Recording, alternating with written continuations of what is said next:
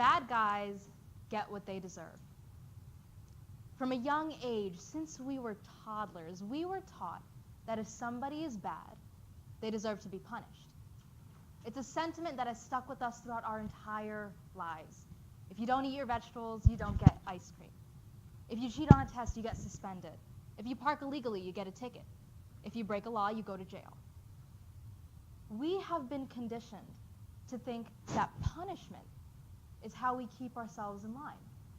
And as a society, we've decided that we will punish those who do wrong in order to prevent the bad guys from walking in our streets and in our neighborhoods. Punitive measures have become so ingrained into our mindsets, they've become so natural to us, that we tend to overlook the fundamental flaws within our criminal justice system. So let's take a look at our criminal justice system. Because at the end of the day, we want our prisons, we want our law enforcement to protect us, to keep our communities safe. But when you look at how our prisons are run, when you look at how they function, it's clear that the criminal justice system has failed us. As of today, America has more prisoners than any other country in the world. We make up 5% of the world's population and 25% of the world's prisoners. The numbers in and of themselves are jarring, and our growth of mass imprisonment is enough to suggest that we have a problem with mass incarceration. But the most damning part of it all is the racial bias. You see, 67% of the 2.3 million people currently incarcerated in the U.S. are people of color. I want you to think about that for a second. Minority groups compose 37% of the U.S. population, and they make up over half of our prisons. Now, I am by no means a mathematician, but those figures just aren't proportional. According to the NAACP, African Americans are incarcerated at a rate 5 times more than white people.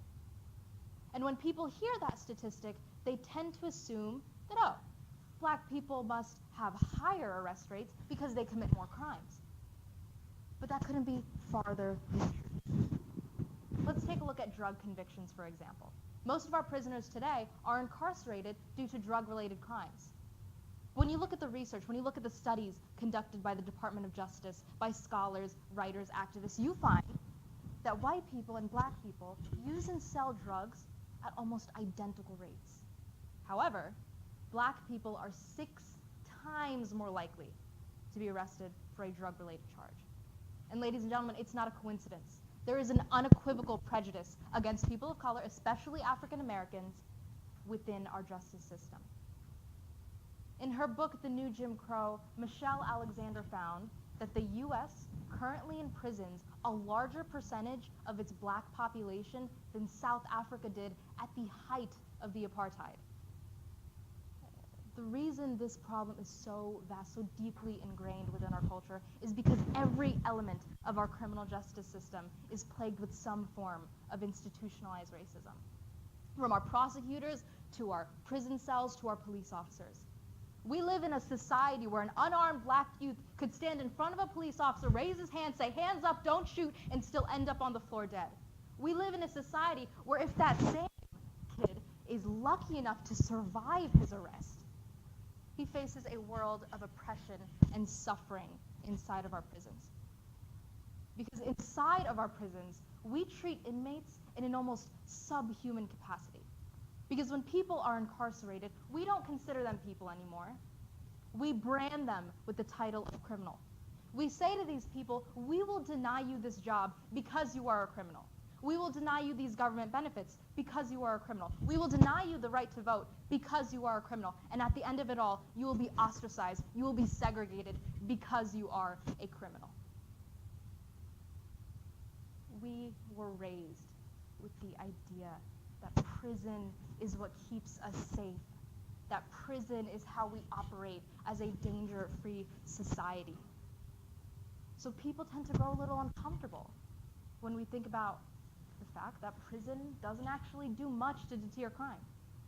In a 2018 study, the Department of Justice found that within 6 years of release, 79% of released prisoners were rearrested. 79%. The numbers speak for themselves. We have egregiously high rates of reoffending, and it's not because America is a country full of bad people, no. It's because our prisons focus on punishment rather than rehabilitation. Our prisons focus on making sure that that person that committed that crime is learning his lesson. We don't think about making sure that that person doesn't do it again. We don't think about helping their mental health or helping their stability. And I know that thinking about that is an unnerving notion. Thinking that our prison systems are ineffective is uncomfortable, because we entrusted our prisons to protect us, and realizing that they're not doing what we expected is terrifying. But the criminal justice system isn't going to fix itself overnight. It's an incredibly complex issue that's problematic on multiple fronts. We, as individuals, however, can start by reevaluating our ideals. We can start by considering that perhaps punishment isn't the most effective way to go about our criminal justice system. We can start by considering that maybe, just maybe, the bad guys are really bad guys after all. Thank you.